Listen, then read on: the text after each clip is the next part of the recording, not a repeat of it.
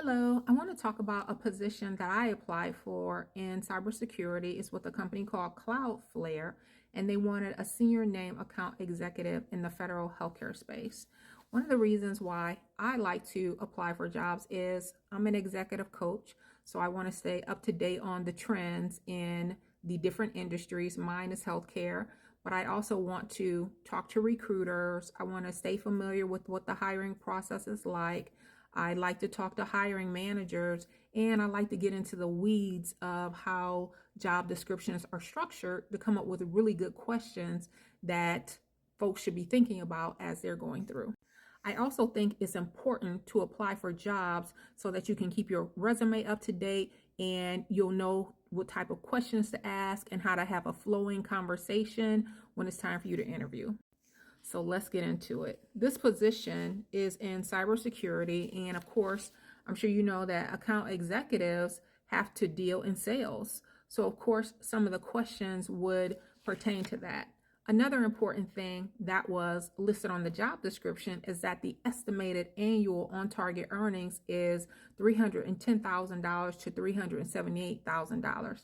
That's not saying that is what your salary would be. That's saying that's the estimate. That's saying that if you meet your goals, you could possibly make that money. And that's what you need to focus in. The other part is this person is selling to the federal government, and the federal government is a longer sales cycle than selling to anyone else because the contract can change.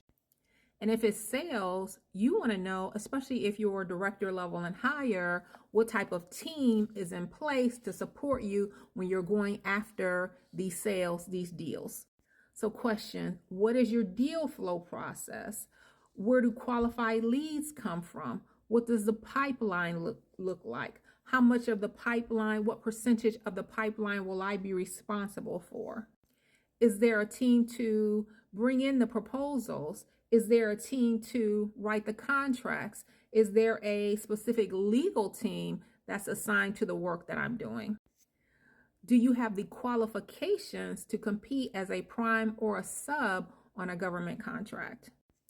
And when I asked him those questions, the answers were basically no. He would say things like, oh, well, I've been here for 3 years and we're trying to build up the department. We do have some people who are willing to help, but you need to have a very entrepreneurial spirit and roll up your sleeve to get things done. But then he would say things like, but I want to be clear, I want a big sale within 6 months.